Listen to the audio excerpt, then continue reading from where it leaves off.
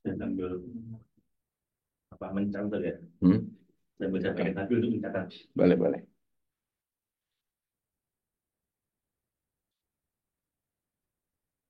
Ya, ayo masuk masuk yang mau ngaji.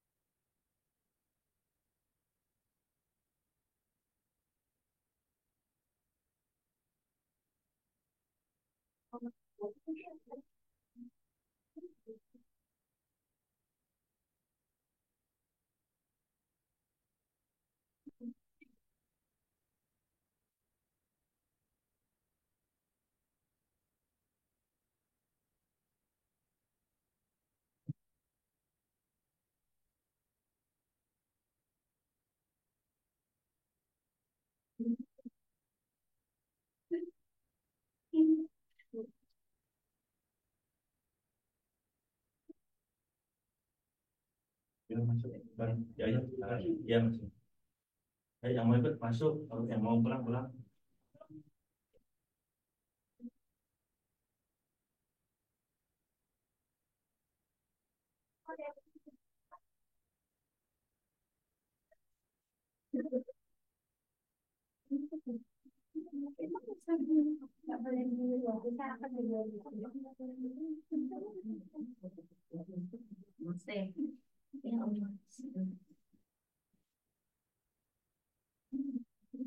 Alhamdulillah.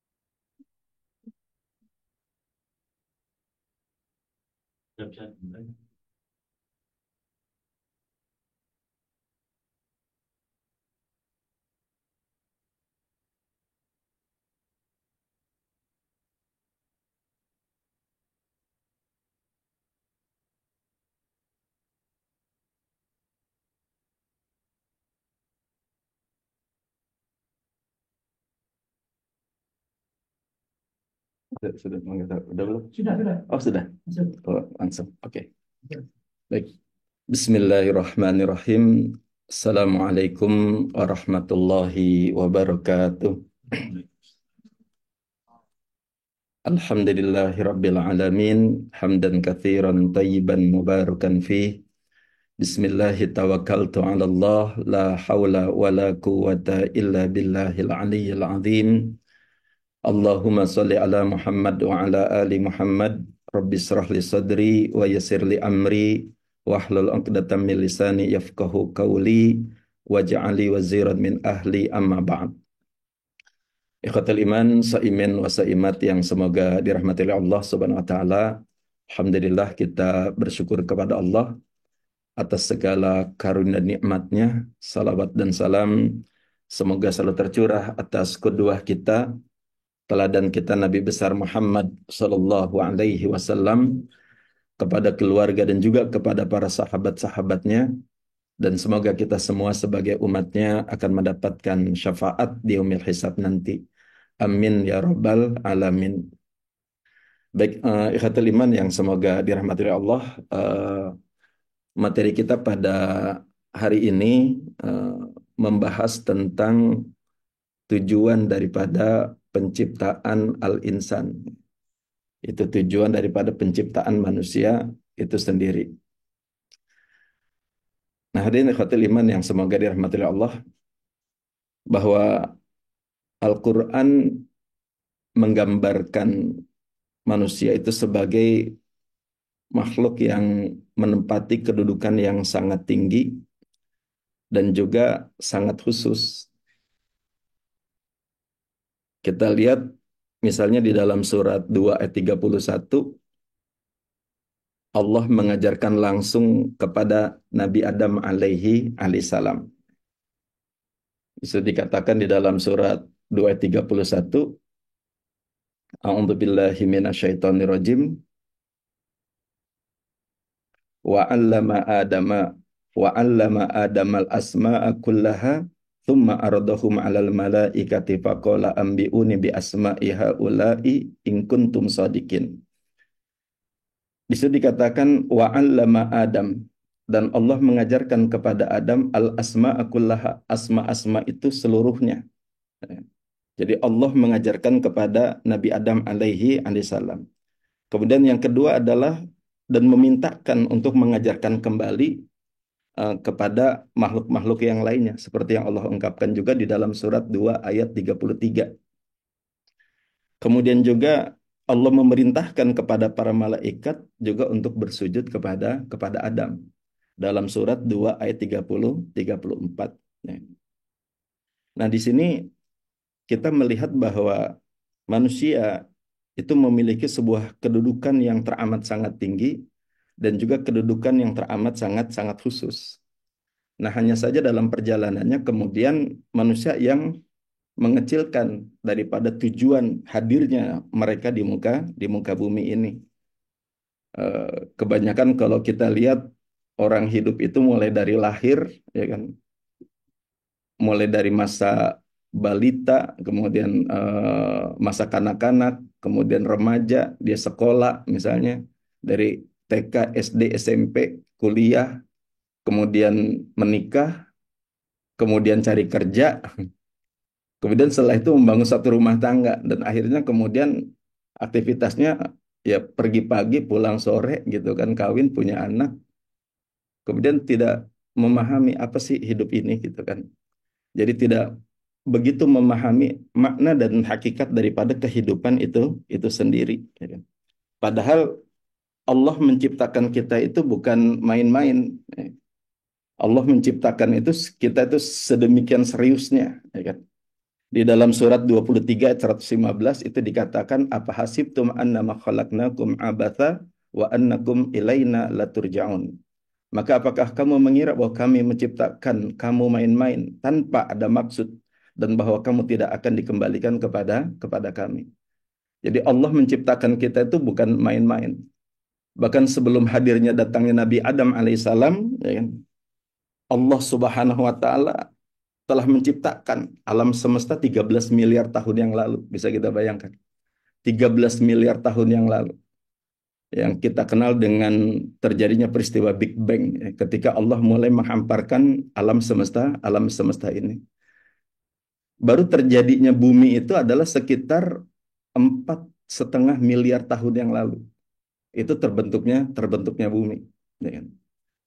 Dari 4,5 miliar tahun yang lalu, baru kemudian Allah menghadirkan Nabi Adam alaihissalam itu ke muka bumi ini adalah 40.000 tahun yang lalu. Jadi baru 40.000 tahun yang lalu itu bukan jutaan tahun yang lalu gitu, tetapi baru 40.000 tahun yang lalu. Dan Allah sebelumnya juga telah menurunkan Adam-Adam yang lain. Dalam satu hadis dikatakan bahwa Allah itu menurunkan ke muka bumi ini adalah 100 Adam.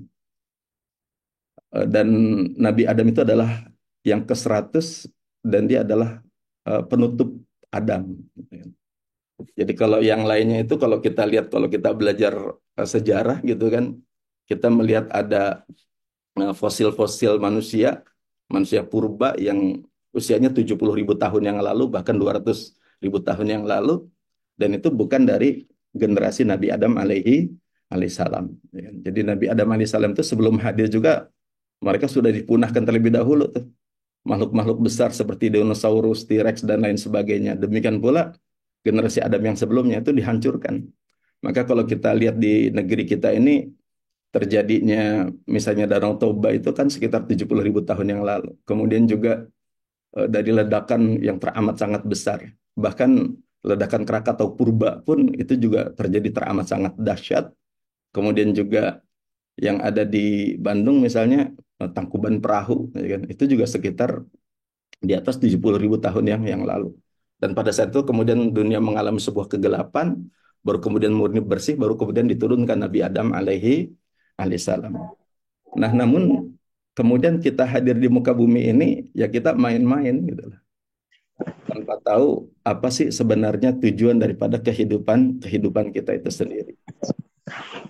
Nah, hadirin khatul iman yang semoga dirahmati oleh Allah, Allah menegaskan kepada kita bahwa tujuan daripada kehidupan kita itu di dalam surat eh, 51 ya, ayat 56, surat Az-Zariyat ayat 51, surat yang ke-51 ayatnya yang ke-56.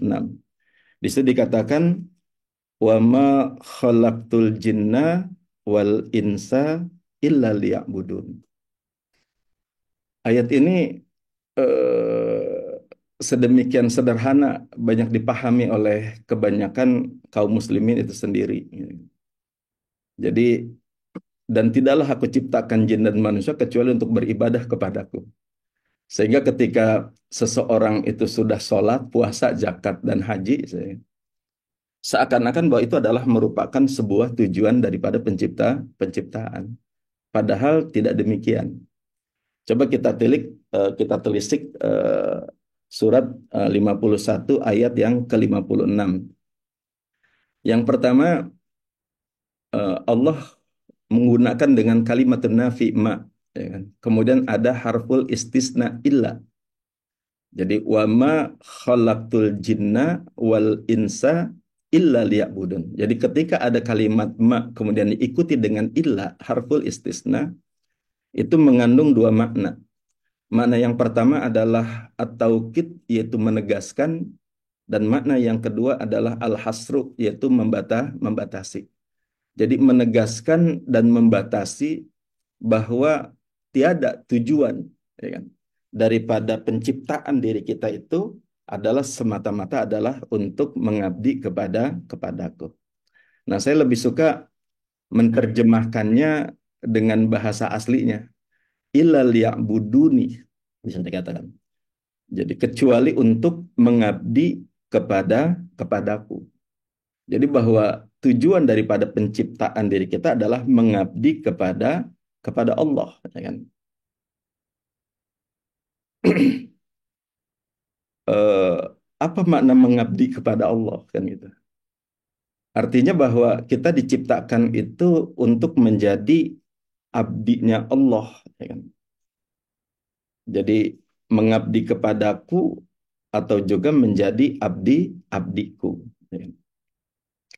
Nah, di sini ada sebuah indikasi, ya, tentang sebuah peran yang disematkan, ya, baik kepada penciptaan jin maupun kepada penciptaan manusia. Jadi liak budun untuk menjadi abdiku. Ya kan? Juga dari redaksi tersebut itu ada sebuah penunjukan langsung. Di situ Allah mengatakan menjadi abdiku, bukan abdinya kami. Ya kan? Jadi langsung tuh Allah menyebutkan bahwa kamu itu hadir di muka bumi ini, ya kan? Aku ciptakan adalah untuk menjadi abdinya Allah Subhanahu wa Ta'ala. Nah, kita dalam realitasnya itu tidak menjadi abdinya gitu. Apa sih itu abdi? Abdi itu kalau kita lihat dalam bahasa Indonesia itu maknanya juga adalah hamba. maknanya juga adalah budak, ya kan? Artinya sesuatu yang dikuasai, ya kan? Jadi abdi itu sesuatu yang dikuasai oleh tuannya. Nah, eh, menjadi abdinya Allah itu artinya menjadi budaknya Allah. Artinya tiada yang menguasai dirinya kecuali hanyalah Allah Subhanahu wa Ta'ala. Jadi ketika seorang hamba yang bertahta dalam kalbunya hanyalah Allah, nah itu sudah menjadi abdinya Allah. Jadi tiada sesuatu pun yang ada di dalam dirinya kecuali hanyalah Allah Subhanahu wa Ta'ala. Jadi kita bukan abdinya rupiah, bukan abdinya dunia, gitu. Jadi kalau kita masih dikontrol oleh sesuatu selain Allah, berarti belum menjadi Abdullah. Misalnya, kalau kita lagi banyak uang, karir meningkat, bisnis lancar, cenderung hati itu lapang, ya. Cenderung kita itu sumringah, cenderung kita itu merasa bahagia, gembira, gitu. Tapi ketika kita nggak punya uang, bisnis nggak lancar, bahkan kita barangkali mengalami sebuah kebangkrutan, eh, kita merasa sempit. Jadi merasa sempit, merasa apa, ya, sedih, menderita, gitu kan, tidak bahagia, gitu kan. Nah artinya bahwa seseorang itu masih dikontrol oleh sesuatu selain Allah Subhanahu wa Ta'ala. Artinya dia itu masih menjadi abdinya selain Allah Subhanahu wa Ta'ala. Jadi orang yang menjadi Abdullah itu adalah seseorang yang dalam perkataannya, perbuatannya, sikapnya, tindak tanduknya, eh, itu seluruhnya dikontrol oleh Allah Subhanahu wa Ta'ala. Jadi ketika ada yang menyakitinya, ketika ada yang menghinanya, ketika ada yang menzaliminya, ya kan, dia juga tidak akan marah, gitu kan. Eh, jadi perbuatannya itu Allah yang kontrol. Jadi bukan bukan bukan bukan datang dari dirinya. Itu yang disebut dengan Abdullah. Nah, ikhwatul iman yang semoga dirahmati Allah, makna mengabdi ini dijelaskan oleh Allah Subhanahu wa taala di dalam surat 11 ayat yang ke-61. Nah, ini sangat penting, ya, untuk kita mendefinisikan apa sih itu makna liyak budun. Ya. Di dalam surat 11 ayat 61 Allah Subhanahu wa taala berfirman, a'udzubillahi minasyaitonirrajim, wa ila thamud akhahum salih qala ya qaumi ibudullaha ma lakum min ilahin ghairuh wa ansha'akum minal ardi wasta'marukum fiha fastaghfiruhu tsumma tubu ilaih. Di situ dikatakan wa ila thamud, dan kepada kaum Thamud, ya, Allah mengutus saudara mereka yang bernama Saleh. Dan kemudian Soleh berkata kepada kaumnya, ya kaumi u'budullaha. Jadi kalimatnya u'budullaha, yang artinya mengabdilah kalian kepada Allah. Jadilah kalian abdi-abdinya Allah, hamba-hambanya Allah. Nah, apa itu yang disebut dengan u'budullah atau liya'budun? Nah, dalam ayat tersebut dijelaskan lanjutan ayatnya. Itu dikatakan yang pertama adalah malakum min ilahin ghairu. Sekali-kali tidak ada ilah selain daripada dia. Ya. Jadi tidak ada ilah itu tidak ada yang dihambakan, tidak ada yang disembah, tidak ada yang mengontrol dirinya, kecuali hanyalah Allah Subhanahu wa Ta'ala. Jadi tidak ada ilah selain daripada dia itu maksudnya adalah juga tiada yang bertahta di dalam kalbunya kecuali hanyalah Allah Subhanahu wa Ta'ala. Jadi makna malakum min ilahin ghairu kalau disederhanakan itu adalah ma'rifatullah. Jadi seseorang yang sudah sampai pada tahapan tiada yang bertahta dalam kalbunya kecuali hanyalah Allah, itulah seorang hamba yang telah meraih apa yang disebut dengan ma'rifah dia kepada Allah. Nah, maka bisa disederhanakan bahwa makna liya'budun itu adalah yaitu ma'rifatullah. Jadi bahwa tujuan daripada penciptaan kita itu adalah untuk mengenal Dia, Allah Subhanahu wa taala. Dan ini pun ditegaskan oleh Rasulullah dalam satu hadis qudsinya. Jadi kalau dalam hadis qudsi dikatakan kata Allah, kuntu kanzan makhfiyan ahbabtu an u'rafa fa khalaqtul khalqa li u'raf. Aku adalah hazanah yang tersembunyi. Aku ciptakan makhluk untuk mengenalku. Jadi kuntu kanzan mahfian ahbabtu an u'rafa. Jadi aku cinta untuk dikenal. Fa khalaqtul khalqa li u'raf. Dan aku ciptakan makhluk itu untuk mengenalku. Jadi bahwa tujuan daripada penciptaan yang disebut dengan liak budun itu adalah makrifah kita kepada Allah Subhanahu wa taala. Jadi ma'rifatullah itu adalah saat di mana hanya Allah Subhanahu wa taala yang telah bertahta di dalam kalbu kita. Di mana segala aktivitas perbuatannya, sikapnya, tindak tanduknya itu adalah Allah Subhanahu wa taala yang akan kontrol. Nah, hadirin khotil iman yang semoga dirahmati Allah, nah, pertanyaannya adalah sudahkah kita makrifah kita kepada Allah? Itu yang pertama. Kan? Karena ini adalah merupakan tujuan daripada penciptaan itu sendiri.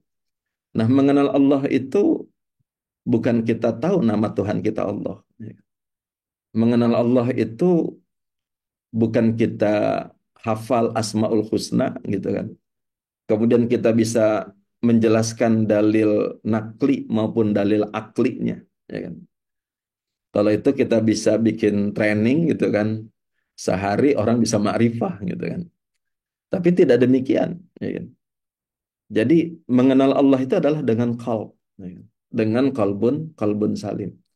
Kalbun salim itu kalbu yang tidak ada aib, kalbu yang tidak ada cacat, kalbu tiada yang sesuatu bertahta di dalamnya kecuali hanyalah Allah Subhanahu wa taala. Maka seseorang yang masih terikat oleh dunia ya nggak akan bisa sampai makrifah dia kepada Allah. Seseorang yang masih suka mendengki juga nggak akan pernah bisa makrifah kepada Allah. Seseorang yang masih suka benci terhadap orang lain juga nggak akan pernah bisa makrifah dia kepada Allah Subhanahu wa taala. Seseorang yang mendendam juga nggak akan pernah bisa makrifah dia kepada Allah. Bahkan jangankan benci dan dendam, sebel sama orang saja, itu nggak akan pernah sampai seorang hamba itu bisa sampai pada tingkatan makrifah dia kepada Allah. Jadi makrifah kepada Allah itu penyaksian kembali kepada Dia. Jadi menyaksikan kembali sebagaimana awal dulu kita pernah menyaksikan Dia. Karena ini hebatnya manusia itu, ya kan, bagaimana Al-Quran memotret, ya kan, sebuah kehidupan kita yang di masa yang lalu bahwa ternyata kita itu pernah diambil sebuah kesaksiannya oleh Allah Subhanahu wa taala. Yaitu dalam surat berapa? Surat 7 ayat yang ke-172. Di situ dikatakan wa ashhadahum ala anfusihim alastu birabbikum qalu bala syahidna. Jadi Allah mengambil kesaksian atas anfus. Jadi anfus itu apa? Jamak daripada nafs. Berarti jiwa, ya kan? Jadi yang diambil kesaksiannya oleh Allah itu adalah jiwa. Jadi wa nafsi wa masawwaha, dan demi jiwa dan penyempurnaannya. Jadi jiwa itu Allah ciptakan sempurna. Jadi jiwa itu adalah hakikatul insan. Jadi diri kita yang sesungguhnya itu adalah nafs, ya. Dan nafs ini diciptakan oleh Allah dari alam malakut dan dia itu adalah dari cahaya.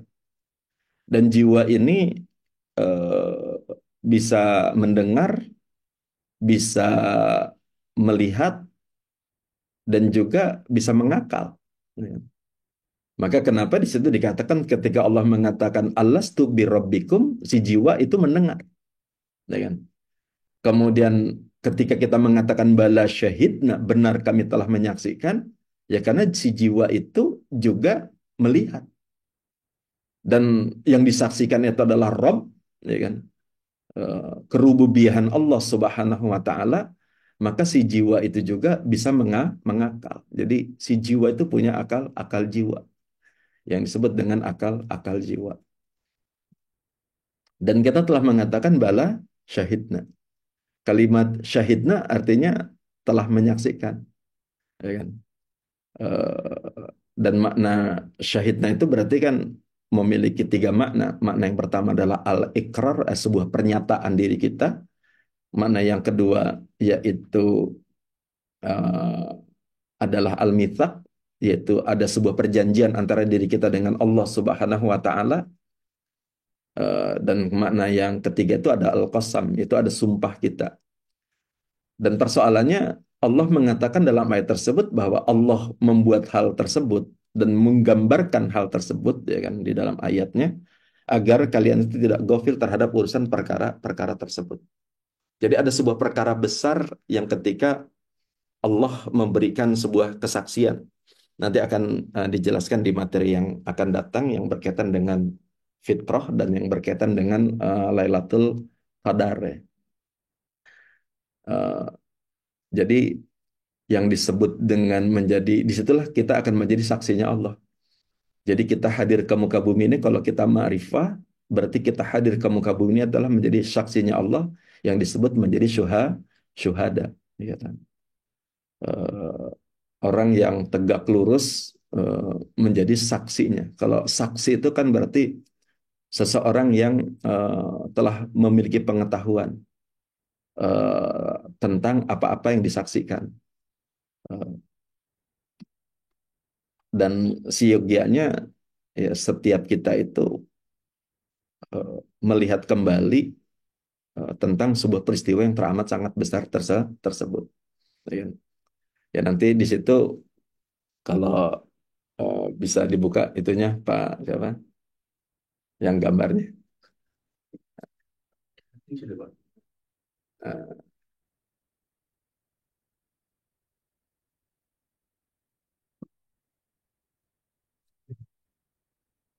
Sekali. Nah ya ini gambar ini aja. Wah, ini logonya sekali.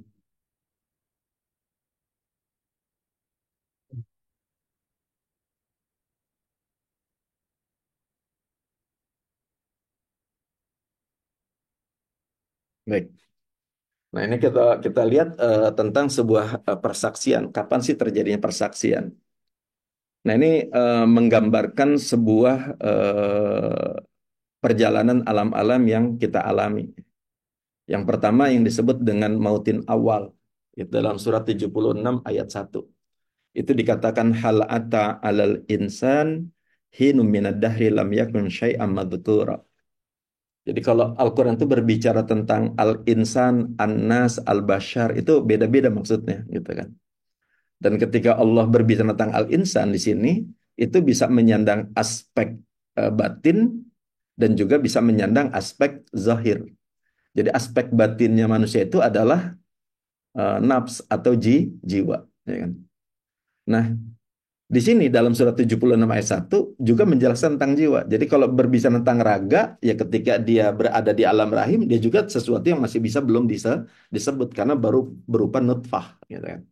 Tapi kalau bisa berbicara tentang alam awal di mana pertama kali kita diciptakan oleh Allah, itu dalam surat 76 ayat 1 dikatakan hal ata alal insan hinu minad dahri lam yakun syai'am madhkura. Belumkah datang atas setiap manusia, atas al-insan, satu masa di antara waktu yang ketika itu dia tuh belum disebut. Jadi sesuatu yang bisa disebut itu maknanya adalah belum disematkannya asmanya Allah Subhanahu wa taala. Belum ada nama, masih kosong.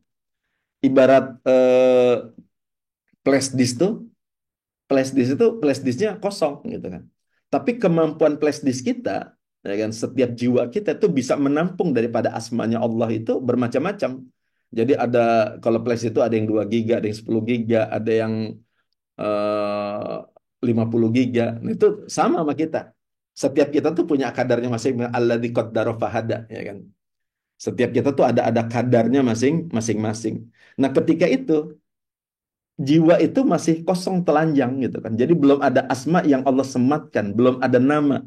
Jadi setiap jiwa itu punya nama nantinya. Allah yang akan kasih nama. Maka kalau para nabi itu Allah yang kasih tahu namanya. Kenapa? Karena namanya jiwa itu sama dengan nama dirinya yang akan dipanggil nanti. Baik itu Muhammad, Nuh, Ibrahim, atau Isa. Allah yang kasih nama gitu kan. Nah, kita kadang-kadang nama diri kita dengan nama jiwa itu nggak berkesesuaian. Ya kan? Nah, dalam surat tersebut di situ dikatakan hal ata alal insan hiya minadahri lam yakun syai'an madhkura. Belumkah datang atas setiap insan satu masa di antara waktu yang ketika itu dia tuh belum bisa disebut. Belum bisa disebut apa? Belum disematkan asmanya dia. Masih kosong.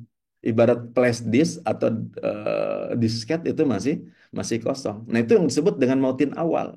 Masih belum berupa apapun. Nah, masuklah kemudian kita kepada alam yang sangat tinggi. Jadi alam cahaya yang terang benderang, alam yang paling dekat dengannya, dan setiap jiwa itu kemudian dibawa kepada mautin syahadah. Yaitu diambil sebuah kesaksian.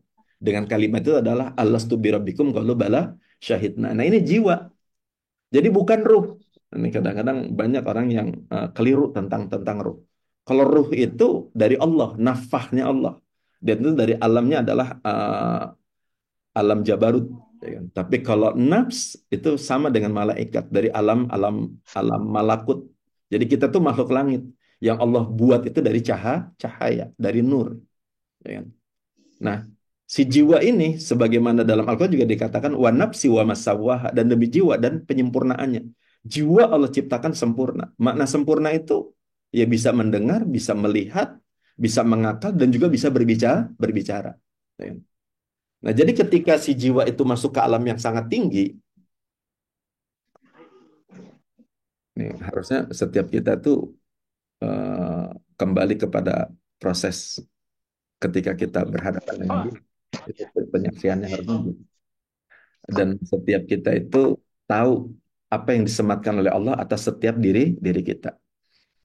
Karena ketika yang kita saksikan apa di situ? Ketika kita mengatakan qalu bala syahidna, apa yang kita saksikan? Jadi Allah itu di dalam surat 57 ayat 3, wal awwal wal akhir wal zahir wal batin.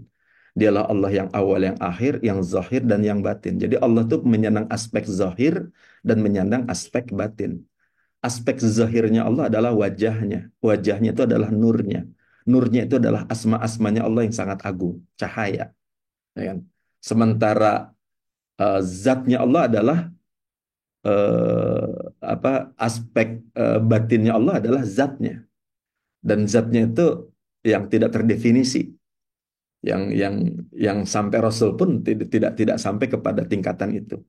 Jadi yang bisa kita kenal itu adalah aspek lahiriahnya Allah, aspek zahirnya Allah. Jadi zatnya itu adalah al-ghaib.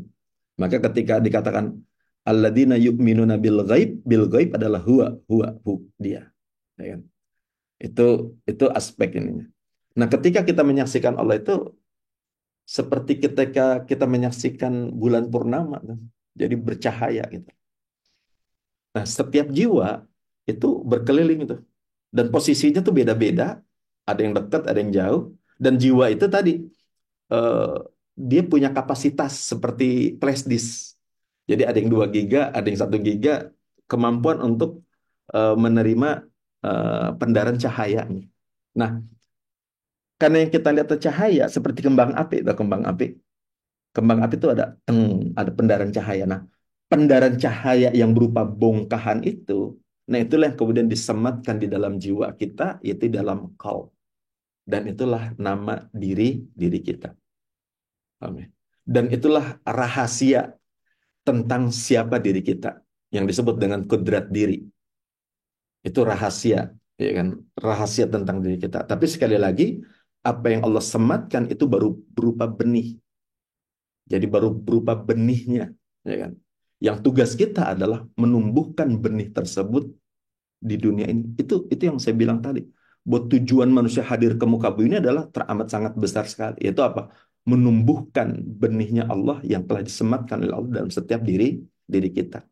Nah, kalau benihnya tumbuh seperti kayak biji, bayangkan biji durian saja itu sudah mengkonsep sebuah pohon durian yang teramat sangat besar. Buahnya seperti apa, bahkan durinya, bahkan batangnya, bahkan daunnya, bahkan cita rasanya, warnanya, itu dikonsep dalam sebuah biji. Itu saja sudah sangat rumit gitu loh. Nah, benih yang Allah tanamkan ke dalam jiwa kita itu jauh lebih rumit daripada itu. Nah, maka kenapa kalau misalnya orang mukmin itu biasanya akan ada yang namanya disebut dengan pecah kecambahnya, tak gitu kan. Baru kemudian tumbuh. Nah, maka dikatakan batangnya menjulang ke atas, akarnya menghujam, kemudian keluar cabang-cabang, ranting-ranting, dedaunan, kemudian baru keluar bunga, dari bunga keluar buah. Nah, buah itu adalah tugas setiap diri diri kita. Maka setiap kita tuh punya tugas yang berbeda-beda. Setiap kita punya asma yang disematkan berbeda-beda atas setiap diri diri kita. Jadi asmanya tuh beda-beda. Saya dengan Pak Faiz ya beda. Dan itu yang menjadi on mission. Bahwa kita hadir ke muka bumi ini punya misi dari Tuhan kita. Punya sebuah pekerjaan dari Tuhan kita, punya sebuah amanah yang tugas itu adalah cuma itu doang. Dan tidak ada yang diberikan tugas itu kecuali diri kita, bayangkan. Artinya apa? Setiap kita tuh sangat spesial di sisi Allah. Jadi tugas kita tuh sangat spesial. Ya kan? Nah, maka kenapa nanti di lanjutan ayat surat 11 ayat 61, kalau kita lanjutin tadi, kata di malakum min ghairuh, kemudian lanjutannya apa? Yang disebut dengan mengabdi kepada Allah tuh, yaitu apa? Huwa ansha'akum minal ardi wasta'markum fiha. Dan dialah Allah yang menciptakan kamu dari bumi dan menjadikan kamu pemakmur di dalamnya. Jadi tugas kita di muka bumi menjadi pemakmur bumi. Apa yang disebut dengan pemakmur bumi? Yaitu menjadi khalifahnya. Apa yang disebut dengan khalifahnya? Khalifahnya itu adalah menjadi wakilnya Allah. Artinya apa? Ada perbuatan Allah, bayangkan ya, yang hanya spesifik diberikan hanya kepada diri kita dan tidak kepada yang lainnya. Hanya kepada diri kita dan tidak diberikan kepada yang lainnya. Jadi sangat-sangat sangat spesial setiap setiap diri kita di sisi Allah Subhanahu wa taala. Jadi menjadi wakil, ada perbuatan Allah yang harus kita lakukan. Nah, perbuatan Allah yang disematkan atas diri kita itu terjadi pada saat persyahadatan tadi. Ketika Allah mengambil sebuah kesaksiannya, ya kan, atas setiap diri diri kita. Karena itu amanat-amanah, ya kan. Inna arutnal amanah, ya kan. Kita telah diberikan sebuah amanah. Dan amanah itu apa? Amanah itu sesuatu yang disematkan tadi, ya kan. Dan apa-apa yang sudah Allah tanamkan atas setiap diri kita itu sangat kompatibel dengan diri kita. Maka dikatakan dalam eh, apa? Dalam surat At-Tin, wa tin wa zaitun wa tur sinin, kemudian apa? Laqad khalaqnal insana fi ahsani taqwim. Jadi sungguh kami telah menciptakan manusia itu dengan sebaik-baik takwim, sebaik-baik pembentukan. Artinya pembentukan itu penyatuan antara jiwa dengan raga itu kompatibel. Artinya apa? Orang yang kemudian misi hidupnya misalnya sebagai panglima perang, pasti jasadnya itu gagah, besar, tinggi, ya kan? Juga memiliki kapasitas akal yang cukup cukup cerdas karena dia menjadi seorang yang ahli strategi, gitu kan? Nah, itu kompatibel. Nah, semua gambaran apa-apa yang Allah sematkan itu sebenarnya terpancarkan cahaya di dalam kepada raga raga kita. Nanti setiap kita tuh harus tahu tentang misi misi hidup kita. Nah, kembali lagi ikhwatul iman kepada tujuan daripada penciptaan tadi, bahwa tujuan penciptaan itu berarti ada dua di situ. Yang pertama tadi adalah ma'rifah kita kepada Allah, ya kan? Dan yang kedua adalah kita sebagai pemakmur bumi menjadi khalifahnya, yang artinya adalah amanah Allah, ada perbuatan Allah yang hanya dititipkan kepada diri kita untuk kita lakukan di muka bumi ini. Dan itu sangat spesial. Dan persoalannya adalah kedua hal ini kita belum sampai. Yang pertama, kita belum ma'rifah kita kepada Allah, ya kan? Bukti tidak ma'rifah kita kepada Allah, ya sholat nggak pernah khusyuk, kan gitu. Pikiran kita kemana-mana.